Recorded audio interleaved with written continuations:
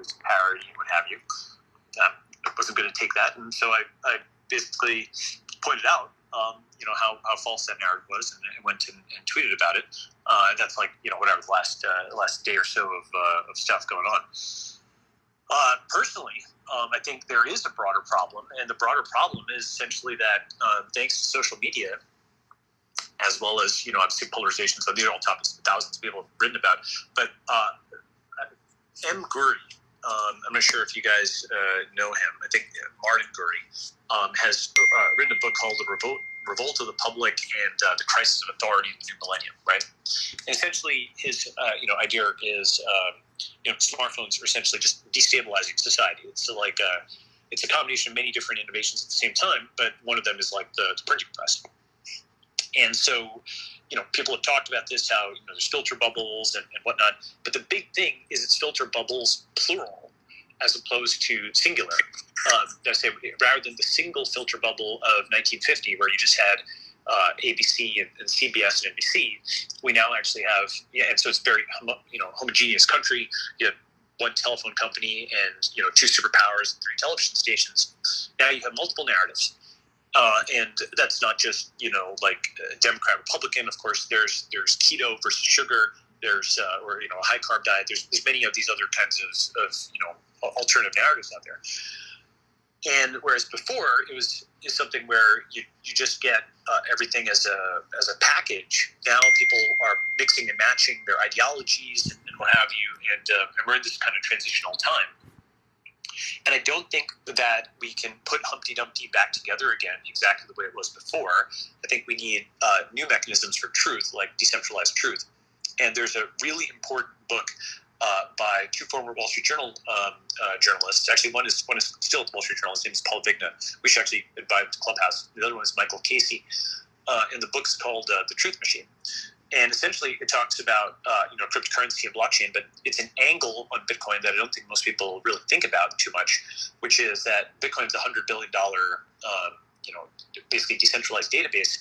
However, whether people are, Japanese or, like Turkish or Brazilian, Indian, Swedish, whatever, they all agree on the state of the Bitcoin database, despite having very strong incentives for trying to say, oh no, I actually had $1 million, not $10, And so that's a very powerful model for decentralized truth. We can apply that to Bitcoin. That means we can apply it to all kinds of property. We can also apply it, by extension and get into the details, but to things like identity or to things like reputation. And so many of the facts that people typically fight about are things that involve scarce resources. And so there's potentially something on the horizon which gives grounds for optimism, namely a form of decentralized truth that people who are very disaligned, speak different languages in different countries, can all actually get behind. So that's something which I think of as the long-term thing besides the short-term thing. So let me pause there and get thought.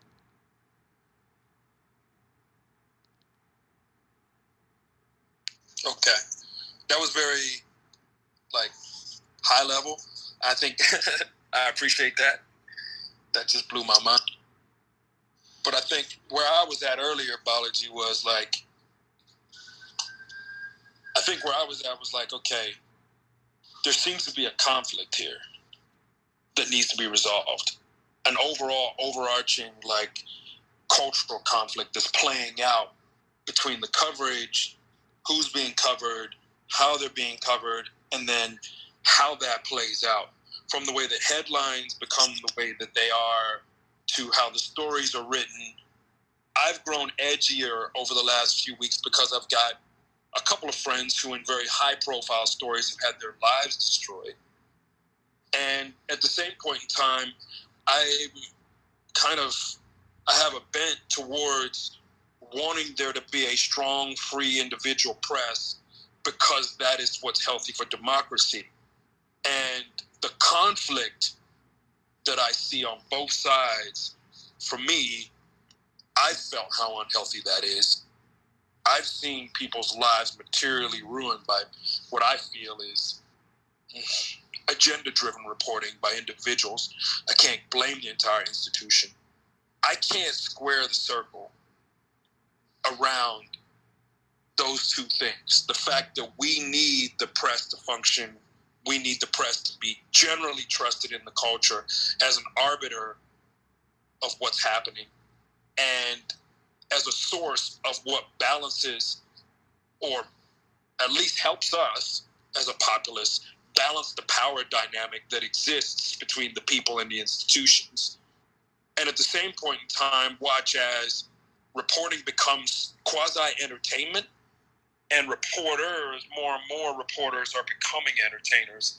And there's serious reporters, and now there's some entertainers, and the general populace is not built as super consumers of information to be able to decipher the difference between the two, or when the serious reporter is entertaining, or when the entertaining reporter is being serious, or when they're wearing the hat of their employer, or when they're speaking for themselves, and it's creating a fog of war environment around information and around who and what is the power that's being spoken to. Does that make sense? So yeah, it does make sense. So let me deal with that. So what you're dealing with, first of all, when you mention agenda, what you have to realize is that you've had massive attacks on media, and I will only do this when you talk about left, right, because you had many conservative figures who felt mainstream media was too supportive of national civil rights in the 60s. And then all of a sudden you begin to have attacks on liberal media that really begin to intensify in the early 1970s with the feminist movement. The previous speaker was absolutely right when he talked about how we used to have was only in the hands of a few. ABC, NBC, CBS, 95% of all of America had those broadcast networks.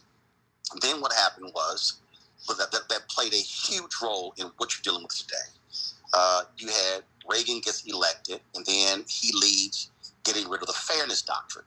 Why was that important?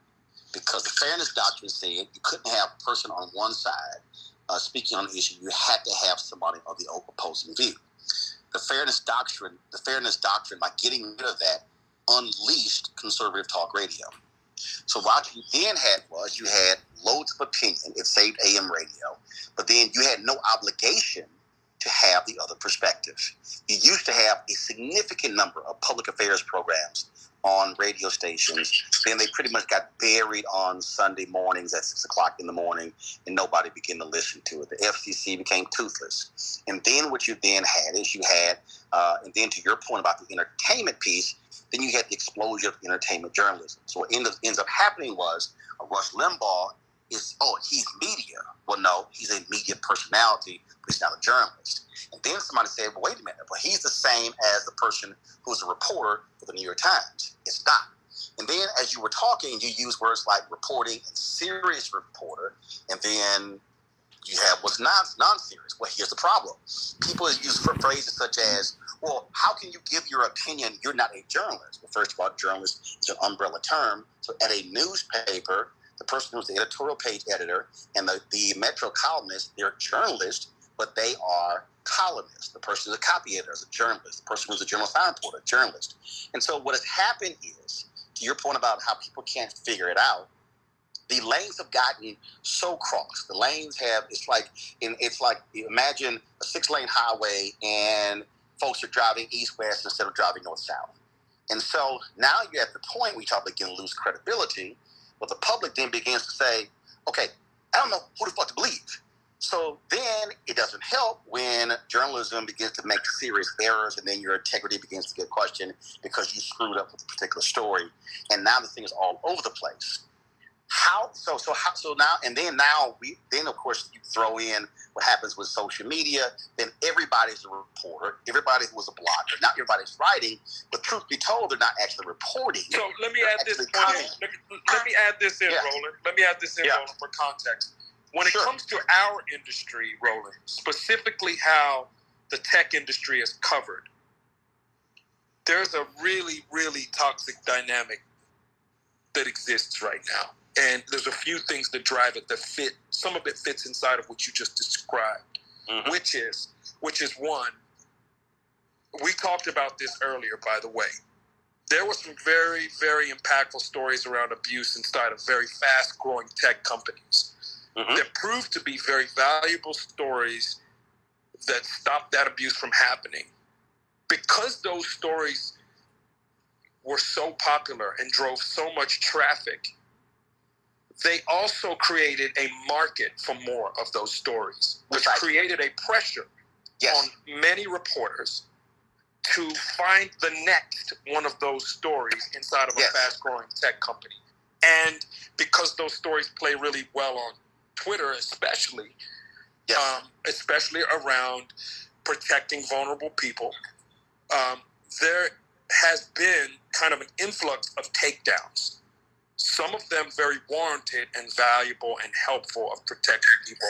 Some of them in a rush to get to that story have actually taken down the unintended targets. And who holds the accountability for these stories and the way they're written and the way that they're built to design you to lead you to a conclusion, especially when there is scant evidence or at least two sides of the story.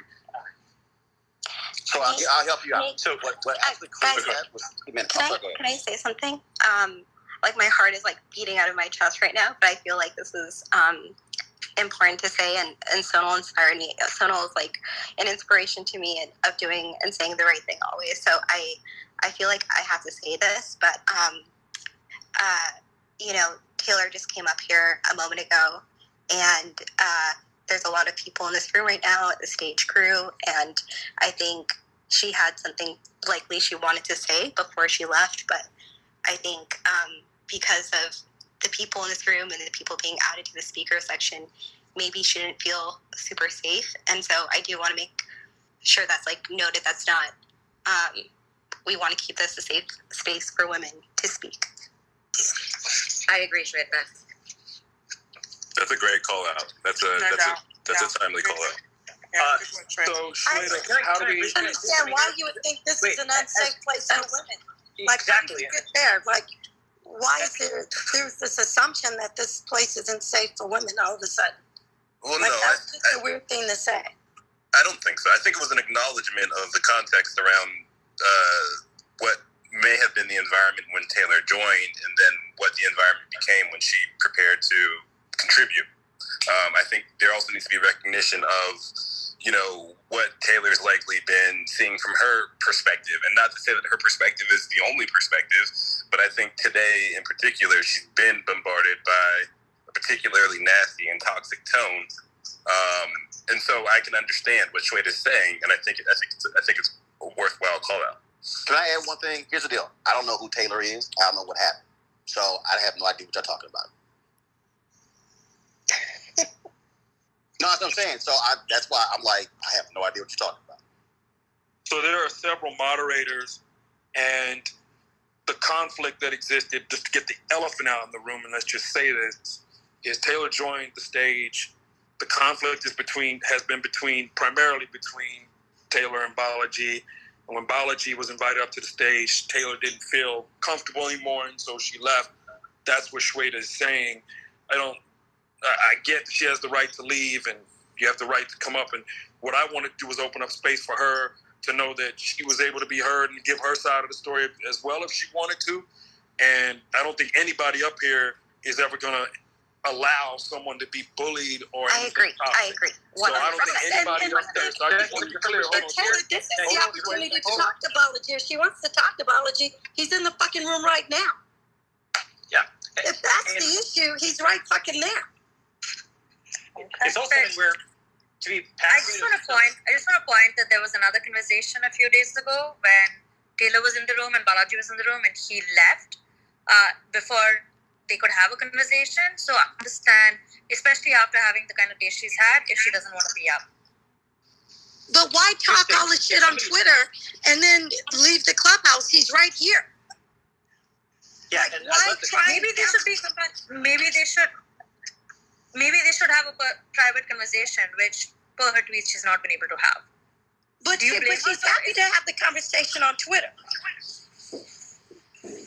where it's much harder for Balaji to defend himself on Twitter. So I'm calling bullshit. Well, if she's tried to make a phone call and that's what she said, I think we should. I don't know that I would want to question that. And there's two people in this matter, and I think both people can maybe just get on a phone call and speak. I just want to say that it's completely understandable if she doesn't want to be up here and have this conversation in front of like 200 people. I also think we need to go above the ad hominem attacks and talk about the underlying themes, because there's been plenty of the ad hominem attacks, and I think the thing we're all in agreement about is nobody's a fan of cancel culture. Like, I know we all are anti that whole dynamic and the vitriolic dynamic that's But why put so much energy on Twitter to cancel Balaji? Well, I think there's more context there, because the point is partly also that, you know, this is not like just an exchange of one tweet. Like, there's discussion of plenty of other tweets attacking other aspects. And I think there aren't any clean stakes on any side. There's a lot more layers to this. And Balaji and I have been talking very openly about this. Like, he and I are very respectful in our conversations with each other about it too. I mean, I think that there's a lot more to be said, but I think it's incredibly important to up-level this beyond the ad hominem attacks, because then it becomes no different than what's playing out on Twitter. And I personally am definitely not into reprising that whole game. That's exhausting, I think, for all of us. And I think none of us are fans of that cancel culture type of dynamic at all. I mean, Nate, you set the context of the room. You should share the... I'm actually okay. I'm okay with cancel culture, because I think that some people need to be canceled. Given, Who decides though? You know. No, I think you can. I don't have to say it out. I don't have to say it out loud. I think for personal reasons, if I'm like, oh, I don't fuck with that person, they are canceled to me. I don't have like the platform or need to get on a high horse and say that. But if someone someone makes me feel uncomfortable, if someone makes me feel unsafe, then yeah, like sometimes people are beyond growth and learning and like educating, and you're just like, oh no, I don't want to deal with that. I want to just remove that person. Do we also realize that idea from my life?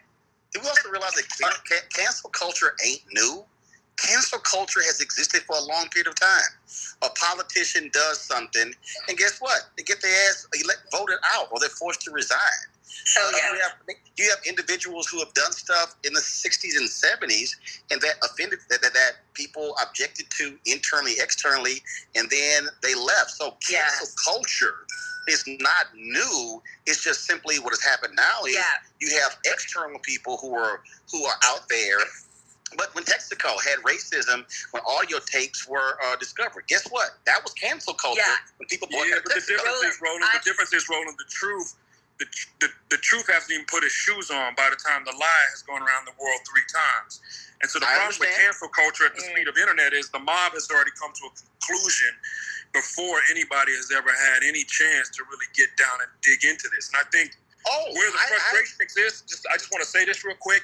I think where the frustration exists on this stage with what there was is probably an opportunity earlier. I get both sides of people saying, okay, she needed to bounce. But I think the opportunity, to Felicia's point, is let's have a conversation, because this is not Twitter, and that Clubhouse is really an opportunity more so than just a place to just throw stones at each other. Let's have a conversation. I think to that, Nate, it goes back to your question about like, when do you take off the media hat and when you're just a person? Like, in this room, with everyone, knowing what their statuses are and what their positions are on in their career, like, they might not be able to take off that badge and say like this might be a conversation that spins and turns into a blog or a tweet, I get it, but back again to my point, Kathy, about if you punch, right? If you punch, you gotta go. Absolutely. The moment you start punching, you can't be saying to other people, "Don't punch me." If you start punching, and I'm not making. This is just my principles, how I feel. Like I said today. When I woke up today, I had never read a single piece by Taylor. I didn't know anything about her, really. And I had to dig in today to find out even what the reporting was about. And the sense I got was there's a little bit of both of that. There's some punching below the belt a little bit, as well as some what I perceive, in my opinion, which is just my opinion, as professional reporting mixed in as well. So there's a lot of context here that needs to be accounted for. So while we had Balaji in the room, I want to make sure that we do directly ask, do you view it as you were kind of just returning fire in the same vein that you saw her seemingly fire at like an unprotected or, person that you thought was undeserving of that critique? Was that your initial thought process? Like what was your intent and why did you like take that approach? Yeah, so let me just say three things. First is, if Taylor, is Taylor afraid of a brown man on the street, then she shouldn't be afraid of a brown man in Clubhouse. I've literally done nothing other than one previous tweet, number one, right? So the whole, talking about tweeting as, harassment, completely illegitimate, completely wrong, completely fabricated, and just false, number one. Okay. Number two, what I did was I just literally defended a female CEO who had been attacked for clicks in last winter and was then reinstated. And actually, the New York Times itself reported about this. And I spoke up for her because she had 8,000 followers, and she was being attacked by a New York Times reporter as a disgraced former CEO and so on. She's actually still a current co-CEO. So I believe in standing up for those people who don't have a voice, who cannot stand up for themselves, even if. I was surprised at how much Sterling drawing there was today. But even if it does do that, I will always do that. Okay, so that's point number two. Third point, in talking about these like corporations and so on, media corporations are not the free press any more than chain restaurants are food. I want to linger on that point. The New York Times company is not the free press. You are the free press. You, the citizen. Okay. And as a citizen, it's our responsibility, your responsibility, and mine, to hold them and every other institution accountable. To give an analogy, one of the things we've learned over the last several months is, how outsourcing an entire supply chain over to China has led to significant vulnerabilities to American supply chains. In the same way, outsourcing your information supply chain to folks who are disaligned with you, who are very distant from you, and just naively trusting them just simply doesn't work anymore. Yes, it will take more energy. It will take more time. It is time out of your day to go and research things and figure them out. But if we don't do that as citizen journalists, it's our actually responsibility to do that. One thing, from earlier this year, which I personally experienced, some of you guys may have seen this on Twitter, is the entire tech press was complicit in covering up the threat of COVID-19. When I say covering up, I don't just mean that they reported incorrect facts and called it the flu, though they did do that. But I mean actually directing attacks and vitriol against those people who are trying to get the truth out. And there has been no apology. There's been no retraction. There's been no correction.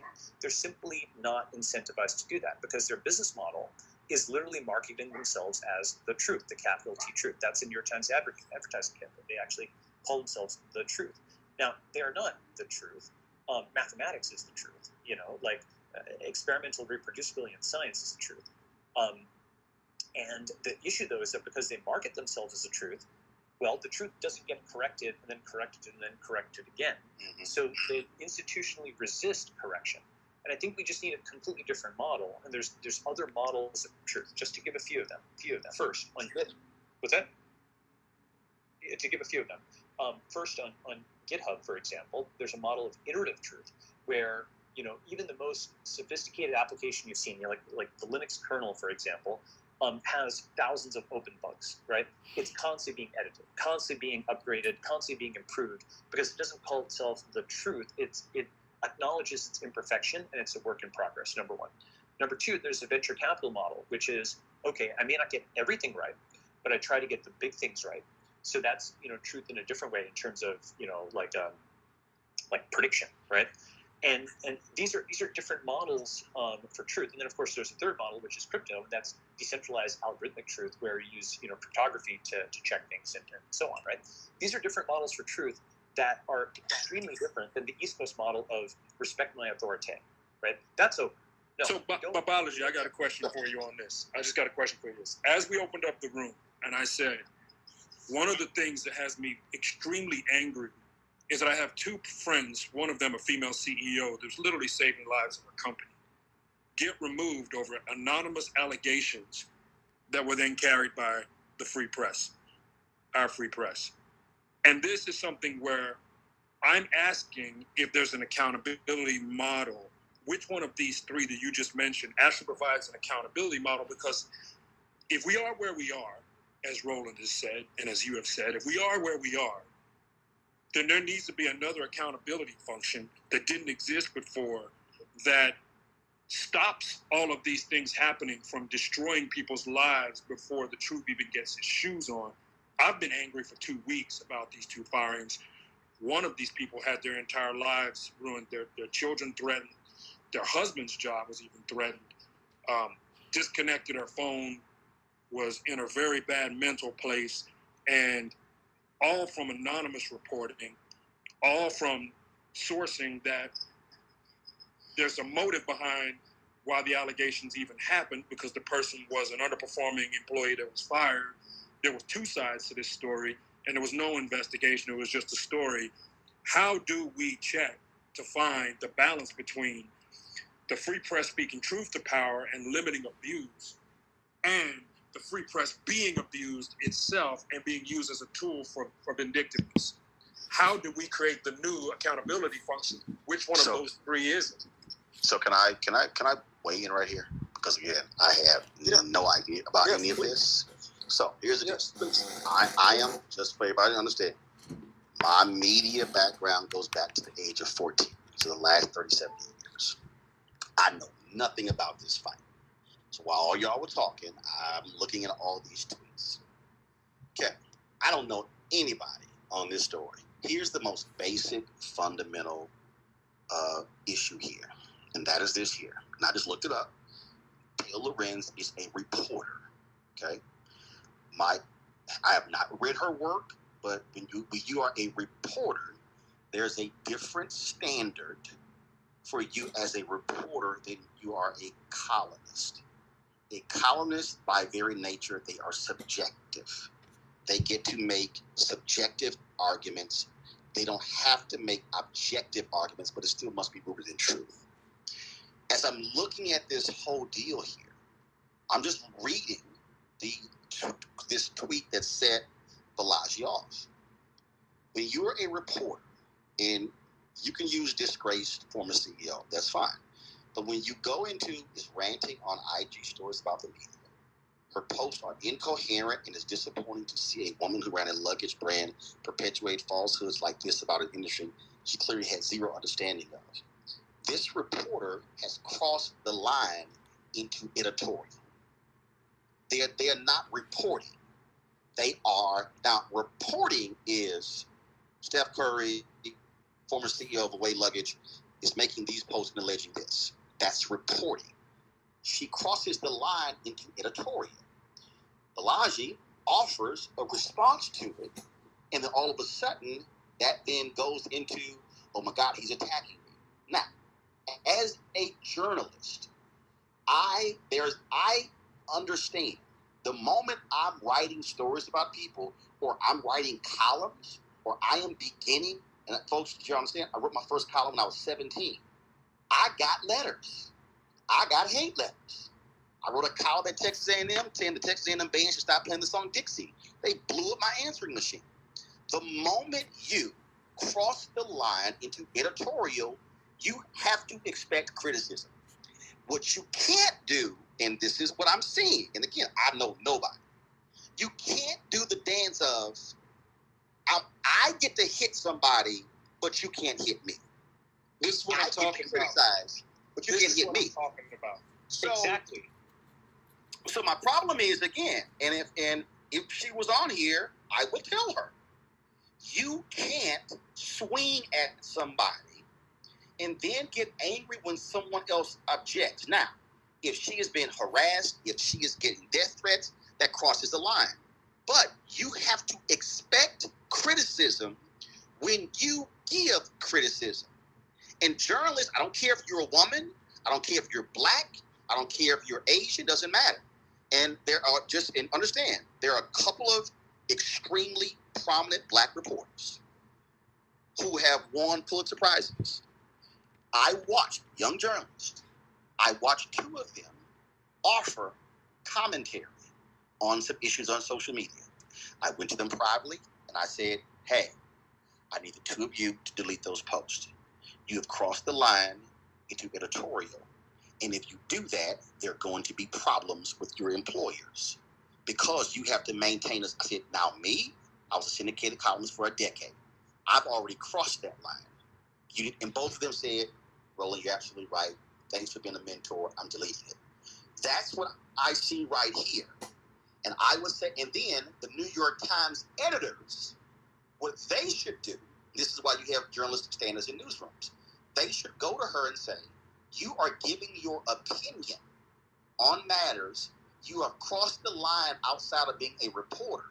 And now for the person who says, well, you're no longer a reporter, no. When your signature line has your name in it, and you say, I'm a New York Times reporter, and you are speaking about something that you cover, you have got to be careful, and that's where the editorial standards exist. And that's where she crossed the line. So she's objecting to Balaji's criticism, but she's actually wrong because she crossed the line. Thank you, Roland. That's an accountability thing. How can there be an accountability function that's implementable across all media that allows for that to happen, that pushback to happen, without it being turned around and become some toxic thing, where all types of power dynamics are being used and people have their weapons out? Because you're right. I think you're right on that. Well, other journalists should be weighing in too. If I'm Balaji, the argument that I would make to her bosses is you should be instructing your reporters not to be making editorial judgments about someone. Stick to reporting. That is a fair argument that anybody should make. And again, if you're just objective and you see the comments, I look at words that were being used. That has to happen. And other journalists, as opposed to saying, well, she's a woman, we shouldn't criticize her. No, I'm a black man, and I've told white editors, hey, don't go soft on me if I fucked up. No, you tell me what I did wrong. And that has to happen. And other journalists, we talk about police accountability, other journalists have to be willing to challenge fellow journalists. But her employer should be saying, you crossed the line with your editorial comments. And Balaji, in his tweet I'm looking at, he says violated New York Times social media guidelines, and more than likely did. And that's a problem. And a journalist has to stop being so personal. And you getting criticized, and oh my God, he's attacking me. No. You launched this, and you got to accept the responsibility when you created the problem that you say now is a problem. I just want to go back to an earlier point, which is I want to understand why, as there's a tendency on social media and everywhere to just paint sort of very broad, homogenizing categorization. So, for instance, people will say, oh my God, tech does X, as if tech is this homogenous thing. Oh my God, Silicon Valley is Y, as if Silicon Valley is a singular thing. Or journalists are Z, or as if that's a singular thing. Or even the New York Times, there's a very diverse institution, as I mentioned earlier. So, there's very, very great ranges of degrees of people who are incredibly talented and people who are just really not. So, I think it's incredibly dangerous when you're in a conversation where everyone immediately, it's like that stupid line from Star Wars, like only Sith speak in absolutes. Like, I'm just not here for a discussion where anyone talks in absolutes. Like, tech is this, and journalism is that, and X is Y. Like, there is beauty to me in all of those things, and there is something to be said for, because the thing that I think is incredibly beautiful, specifically about a lot of Taylor's pieces, is they actually talk about the beauty of what technology enables for people, like creators, and democratizes technology for people who are using it, who are building livelihoods from it. Like, I love that story, that narrative, because it is not like just technology for technology's sake, but as a means to an end, a superpower in people's hands, and that's a really beautiful thing. So I just want to pause on that for a second, because I am definitely not here to litigate what's going on. I mean, I've talked to them personally, but I care more about the broader phenomenon of people speaking in absolutes. Like, I am so not okay with that, because I don't agree with you. Yeah, tell me why. Roland is right. I don't disagree with you, but you can't fucking hit somebody, attack them, and just say, "Hey, I have ovaries," and therefore you can't. Oh, I agree with you. That's a problem. No, I agree. I don't think you have to I don't think anybody should play a quote women card, black card, or Indian card. This is, by the way, on all sides for the record. Or a white card. Or a white card. I'm not saying anyone should play cards. Because frankly, as much as I hate absolutes, I fucking hate reductionism. I can't stand that people who are complex individuals with deep histories are reduced to a single demographic variable or a single label. I can't stand the emotional labor that people hearing people feel like, oh my God, well, I happen to be black in tech and therefore I must suddenly speak on behalf of X, as if they're reduced to a single thing, like there's not more complexity. Similarly, I think about these things in terms of power differentials, and one of the things that I've always believed is that it is incredibly dangerous to make things to give you a concrete example, I have friends both from incredibly privileged backgrounds when it comes to education and access, and then other friends from very privileged backgrounds when it comes to inherited wealth.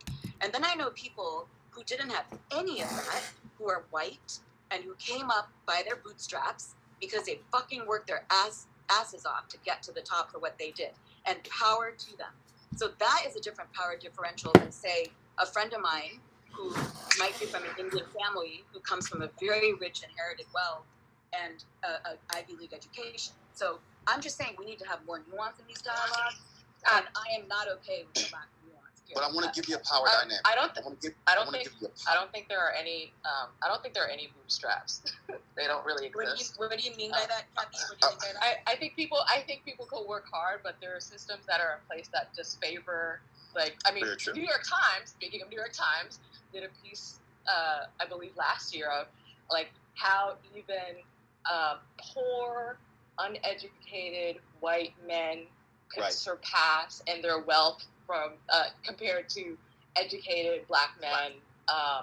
And so the bootstrap thing, it's false. I gotta disagree. And I speak as a narrative of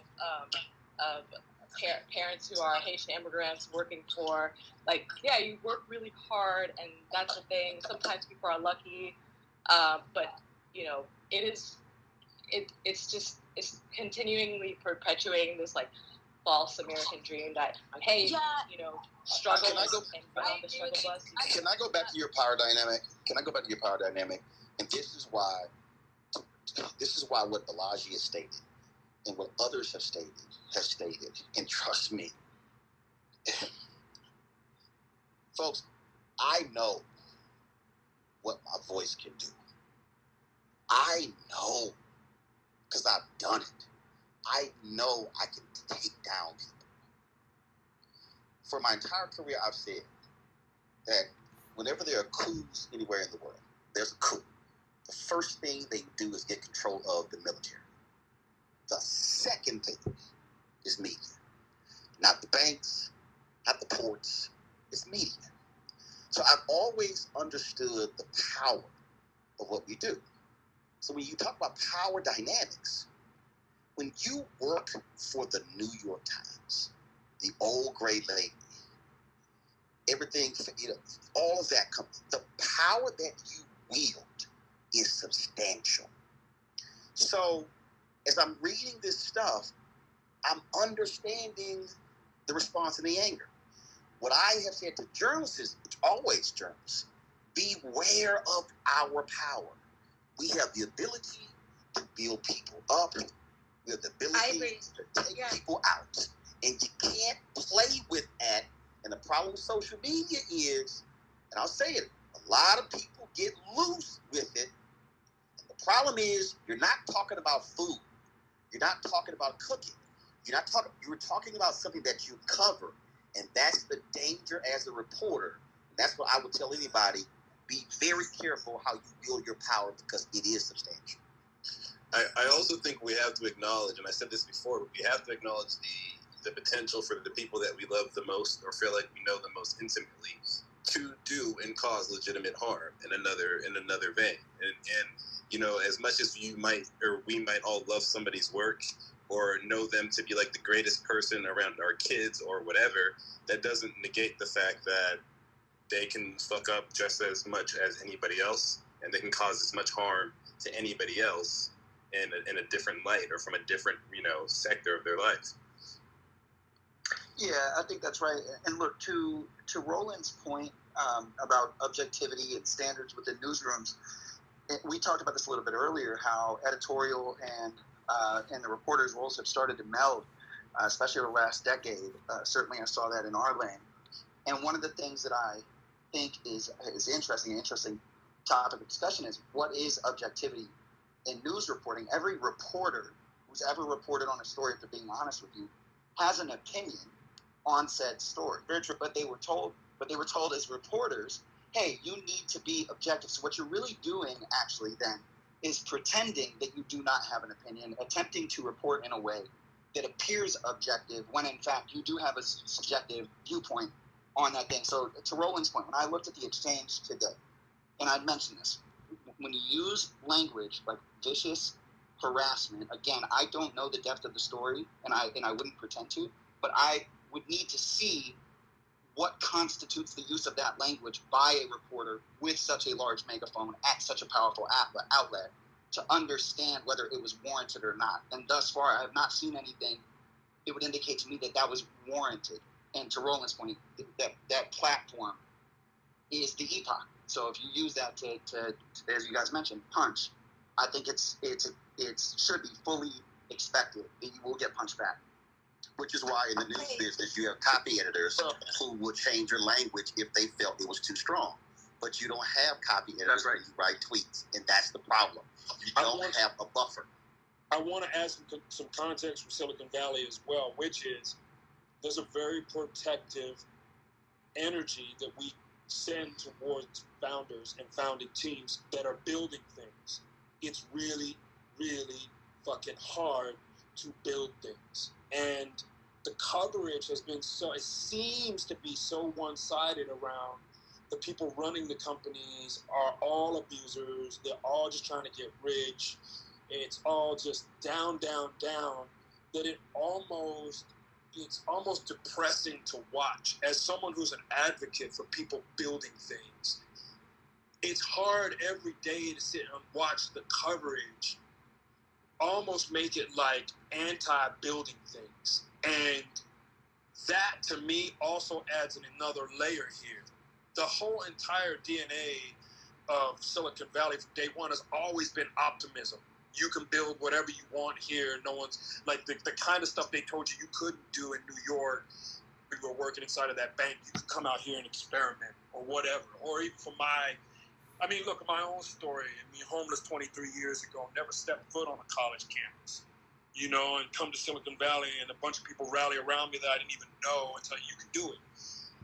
My personal experience has been that. So for me, I just felt like there's a lot of people who read that exchange, and there's so much complexity and nuance around. First of all, if someone's building stuff, you have to be a lot more careful. So it adds even another layer to what you're saying, Roland, which being careful, right? Because you got the culture of Silicon Valley here around that.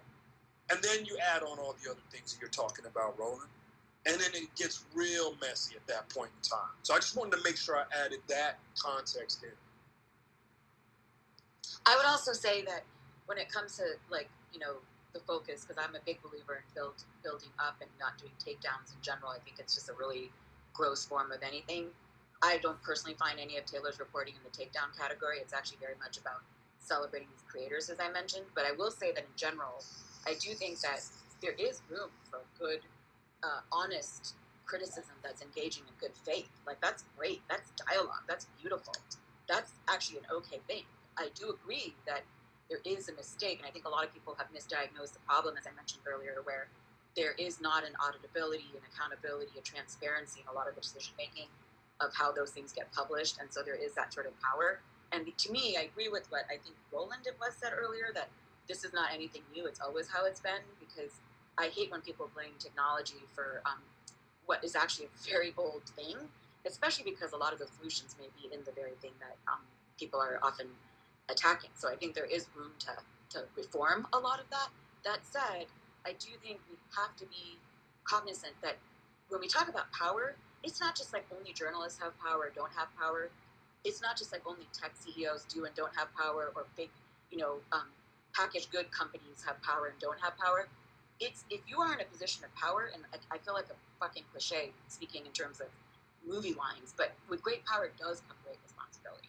And so to me, if you're responsible for other people, if you're responsible for other things, you do have responsibilities, and people have to acknowledge that, whether they're on social, at work, on the street, and their family dynamics. Like, it's absconding all social responsibility to act like that doesn't matter. And Kathy, I want to respond to one thing you said earlier, where while I do agree with you that there are certain, quote, structural things that reinforce certain things, I do think that there are people who do pull themselves up by their bootstraps. And I'm not saying that there aren't certain factors that may or may not enable them or accelerate them, but to only blame a structure and not also think about, because I'm not a big fan, I definitely believe in finding and diagnosing structural problems and fixing them where we can, but to not also acknowledge our own actions is a great, sad thing if people don't find that power enough to do certain things, or that this society doesn't help us to do those. And I'm not naive about this, because I've worked with a lot of situations across the board. But I just want to acknowledge that point too, because I think we all kind of move to our not cliches, but we kind of all play the type, including me to some extent. And I think if we're going to have a nuanced conversation and try to have a nuanced conversation, we should use this medium to engage in that way, in a way that we can't elsewhere. I agree, and I'm glad Clubhouse exists, because I don't think this conversation happens this way on Twitter. So I just want to put that out there. Yeah, I also want to provide perhaps like an alternate perspective, play the devil's advocate for the purpose of conversation. I think like there's a lot to unpack here, but something that I think is, like, if I think about it, the purpose of like calling someone out like that, I've heard like two things being mentioned. One was to stand up for the female founder, which I think is so important. And then the second, you guys had mentioned the difference between being a reporter versus being a columnist and providing opinions and facts. And I think they're both totally valid. But I think that if you're actually wanting to drive those outcomes and create better journalism, stand up for a founder, while providing feedback to make changes that you want to see, there's definitely a better way to go about all of this. And like after talking with and like hearing Taylor's sentiments, it doesn't actually change anything. It just causes more resentment, and rather than creating like love and forgiveness and spreading all of that with like really important and feedback that's like hard to hear, but is like comes from a good place, I think when you replace it with all this maliciousness, it just causes like useless drama that doesn't actually do anything beneficial. And like in terms of even creating a conversation, I had heard that like Taylor was actually blocked by Balaji for a very long period of time, so she couldn't even respond or provide her perspective. And as Sonal was talking about earlier, these things aren't black and white. Like she blocked me, by the way. FYI, she blocked me. So totally. So I guess it comes back to what she said. Like she told us that you had blocked her, and she tried to reach out to you multiple times. So yeah, it's not even possible. He has a right to block her. He has a right to block her. Totally, but I think if you're wanting to drive the outcome of having a conversation and improving media, then blocking isn't the way to create that conversation. It just, like, actually, I think the intention's there, but I think it's totally the wrong approach. Actually, truth be told, guys, I'm just being perfectly honest, okay? When you're in media and you stake a position and somebody disagrees with you, I ignore them. It comes with the territory. See, it's part of the job. It's part of the job. I'm telling you. The problem here's, you got to put it out there. Part of the problem that there, and I have no problem saying it, and I don't know nothing about her, so I'm not speaking of her. Okay, let's be real clear. Part of the problem with many of my colleagues is we want to talk shit, but we don't like it when people hit back at us. That's right. That's right. I'm just being straight up honest, folks. Well, I'm going to leave on that. Roland, you're 100% right, and that is my position, and I wish everyone a good night. You are right. Thank you for saying that. Good night. I just want us, we as a journalist, we have to understand that when you have that power, and you've got 100,000, 120,000 followers or whatever, and people with other power are listening to you, your voice is actually bigger than some entertainer with 2 million. And so that's the piece. And so here's the deal. Hey, when I go after somebody and somebody responds to me, I might respond back to them, or I'll say what I said is what I said, and if you got an issue with it, that's on you. I'm moving on. So I don't necessarily think I got to respond. We don't have to have a meeting and let me hear what's your thought. I don't really give a shit if you disagree with my opinion. I gave it. That's it. And by the way, Roland, as reporters, we understand that even if I'm reporting objectively, fact-based reporting, I'm still going to have people on Twitter talking shit to me because they don't like the nature of what it is that I'm reporting. So, dude, Khalid Muhammad was the national spokesman for the Nation of Islam and got suspended by Louis Farrakhan. He was coming to Fort Worth, Texas, and I was doing a story on him. I'm the only black male reporter in the newsroom. And he was coming to town, and so I'm doing the story. He's from Houston. I'm from Houston. We went to competing high school. I'm asking him some series of questions, and he goes, "Look, I need to understand what's going on with all these damn questions." And I said, "Mr. Muhammad, let's go off the record." Now, normally the source says that. He says we're off the record. I said, "I don't give a fuck about you or any bow tie wearing Nation of Islam bean pie eating members." I said, you look like yes, I did. I said, you look like a fucking devil, like a crazy son of a bitch to rescue these people, and I'm trying to make you, and you actually have a story in that human being. I said, but you can talk to me, because ain't nobody else calling your ass. I said, now what you want to do? He said, let's go back on the record. From that point to the day that man died, he said, whenever he calls, put his call through. I had to let him know, man, I'm not playing these games. It happens. And so in this business, you're going to run against people who are pissed off at you. I've had city managers hold grudges against me. It happens. But what we as journalists can't do is, again, if you take a shot at somebody, you have to expect return fire. Now, if it's death threats and it goes there, it's a different story. But a critical tweet, man, whatever. I'm not sitting here blocking somebody because you criticize me. Come on. It comes with the job. Yeah, I 100% agree with you, Roland. And, when I was doing fact-based investigative reporting on, and I mentioned this a couple times, on Ponzi schemes being run by characters, I couldn't call it that at the time, but I knew it to be that. There were threats on my life from this group of people who were concerned about being outed. So the job comes with myriad concerns, right? Myriad dangers. But to Roland's overarching point, I think this is the crux of it. I watched the thing, today, looked at what Balaji responded with, how he formed his tweet, why he did that. And it felt to me like it was a perfectly foreseeable outcome when you use the language that she was using. And I don't follow her closely, so I'm acknowledging, to Sonal's point, there are always shades of gray, right? We try and paint these broad strokes. There are none. I'm sure that Taylor has done some incredible reporting. Because you wouldn't say that if you didn't believe that to be true. And having helmed Wire or worked at a very high level here, of course you know what that looks like. So I'm not saying that she's not done that. I'm saying what I saw today as a journalist made me look at that and say, of course you're going to get that kind of response from somebody somewhere at some time if that's the nature of communication you're having in the public forum. It comes with the territory.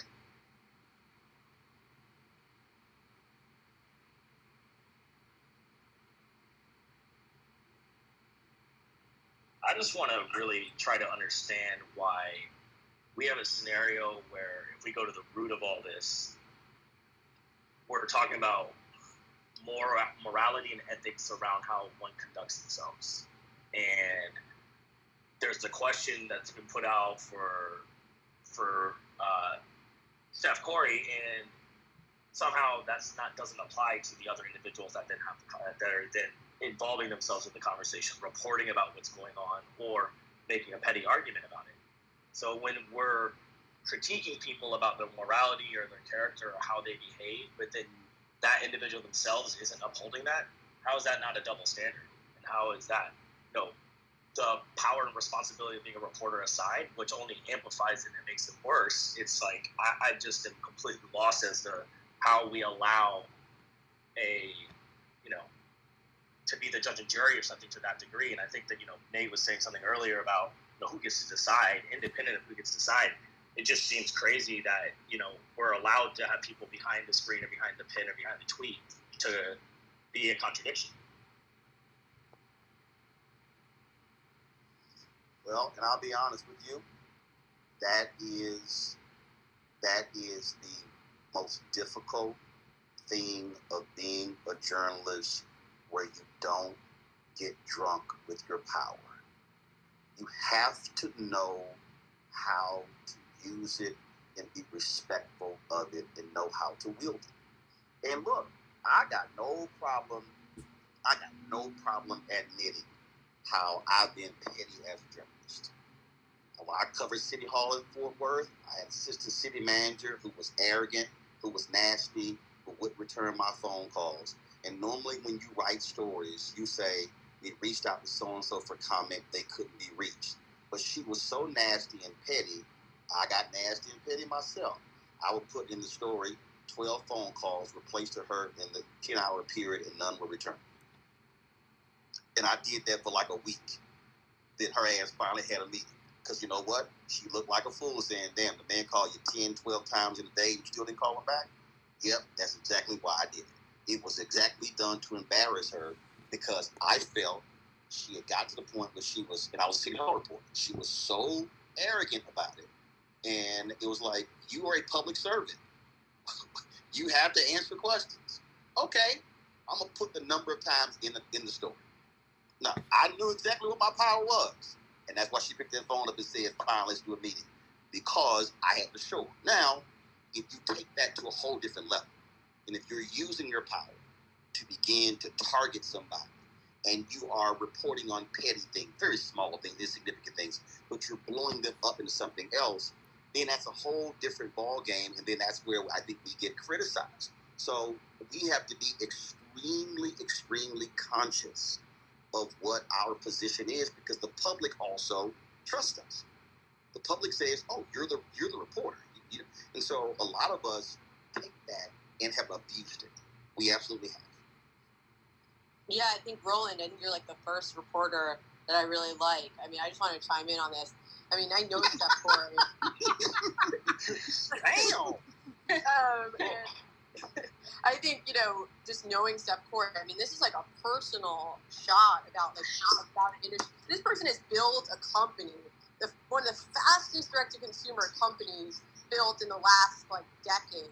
To write that she has zero understanding of the industry, it's just like this person, like Balaji, thank you for doing what you did. Like, as a founder, I don't like to describe myself as a female founder, but that is what I am as well. I just think this kind of there's little integrity left, right? There's little integrity left in actually doing, writing truth. How does this person even know anything about Steph and what she's done in her company? There's so much that this girl has done to build an incredible company.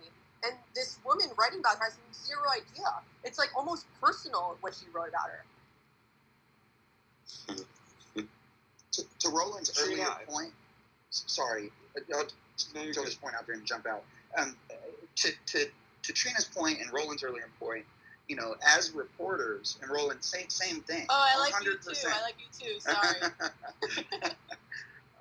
You knew when somebody didn't answer my phone calls or didn't want to give me comment for a story, you knew there were levers you could pull. You did have significant leverage because you had a platform behind you.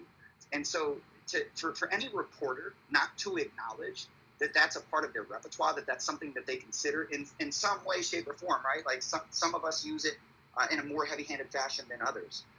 It is dishonest, I think. And I've always had this conversation about objectivity in journalism. I think it's a dishonest conversation if you don't acknowledge that there's some subjectivity infused into absolutely everything, whether it be just your worldview. You grew up poor in this area, you're going to see the world through a certain lens, and that's your semblance of objectivity.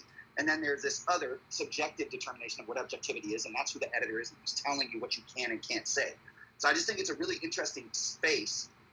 And when you look at, again, since we're talking about the present scenario, to Roland's point, once you start using not only language, you're not only editorializing.